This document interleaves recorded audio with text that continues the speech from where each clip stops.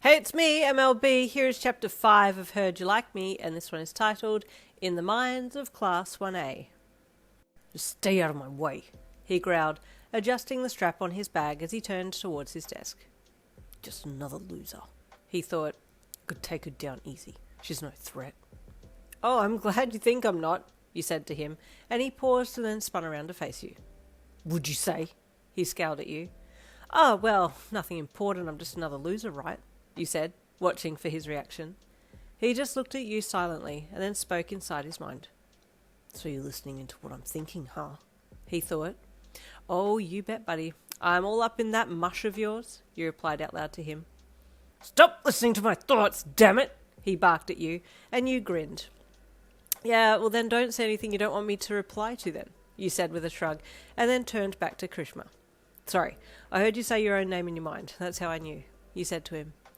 Oh, that's super cool, he said with his eyes sparkling. Just then a guy with a very cool and calm presence entered the room and looked at you, his two-tone hair and mismatched eyes making him a very different look to everyone else in the class.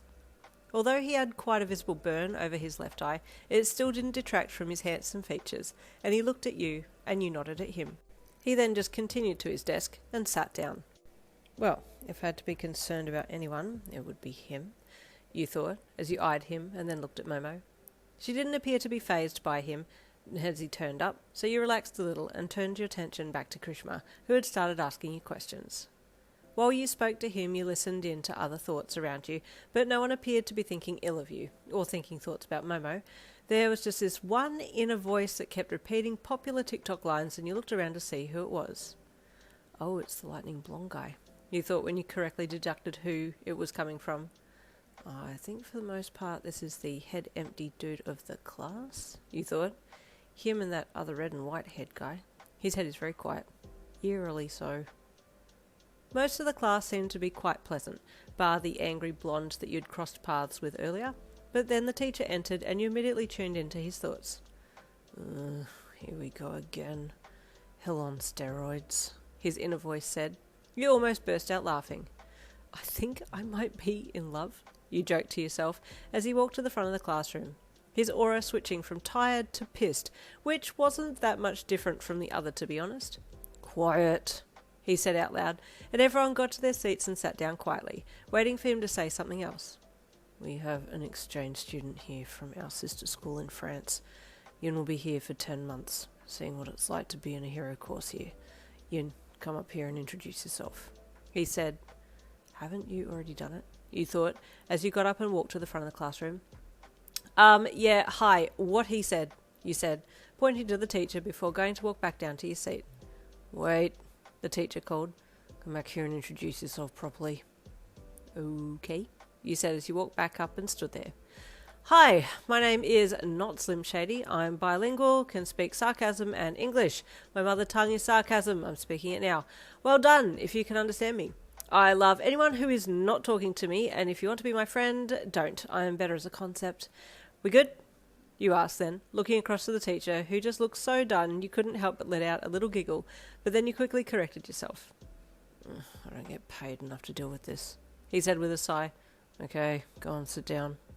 Wait, one of the students from the front of the room said, shooting his hand up eagerly, his curly green hair bouncing with his enthusiasm. Can I ask a question? Can I say no? You asked with a sigh. He looked a little hesitant and went to pull his hand down, but you stopped him. I'm joking. What's up? You asked. What's your quirk? He asked, pulling a notebook from seemingly nowhere. Pick a number between 1 and 10, you said. Actually, don't. That's so old, and I don't have the time or energy to entertain it. I can hear your inner thoughts. I can read your mind. Oh, that's so cool, he thought, and said at the same time, oh, that's so cool. I wish I could tell her what my quirk is, he thought a little sadly. Is there a reason you can't? You asked him. He stopped writing and looked up at you, shocked. Oh, you can read my mind. Oops, he said sheepishly. Don't worry, I keep most people's business secret, you said with a wink. Anyway, I'm getting down now, no more questions. Make an appointment with my personal assistant, you said as you threw up the backwards peace sign and then walked to your desk. Mina high-fived you as you walked back to your desk and Jirou gave you an approving upwards head nod and you beamed.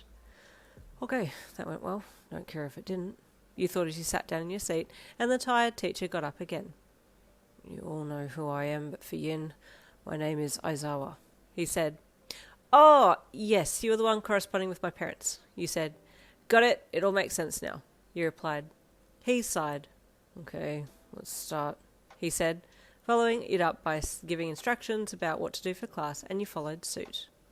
First break, you were swamped by the girls, and lunchtime you were swamped by them again, so by the time it came for home time, you were ready to just be alone with Momo.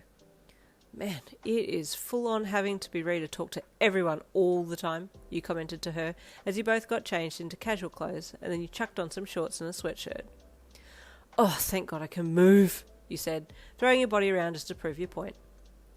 Yin, you looked like you could move just fine in your skirt today, Momo said with a chuckle. You looked rather nice. Ugh, I felt like such an imposter, you deadpanned. Honestly, I felt so out of place. Well, we have Quirk training tomorrow, so you'll be in the sports uniform, which has pants, she said. Oh, and did you bring your hero costume from France? Because they said we would be doing some local hero work at some point soon, so you need to be in that uniform.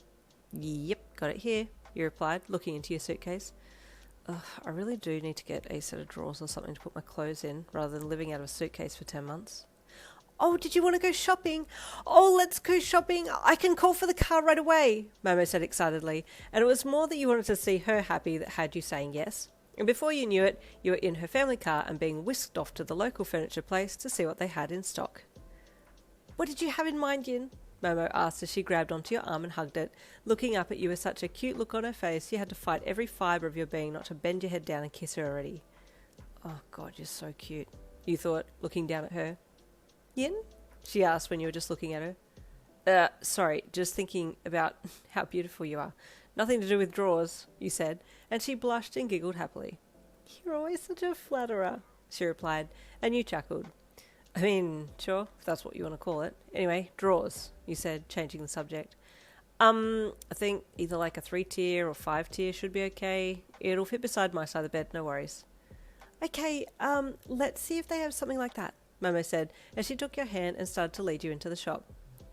Hello, madam and sir, the clerk greeted you, and then the clerk got a closer look at you and quickly corrected himself. Oh, I do apologise, madam and madam. Oh, heavens, he thought. I did think that was a male, good grief, Arnold. You've just offended the customer. I thought they were a couple. No offence taken, you replied to his inner thought. I'm glad you thought we were, though, you added with a wink at him. He stared at you. It really would be a super handy quirk, but also maybe not at times. Anyway, stay tuned for tomorrow, chapter 6 coming then. I'll see you then.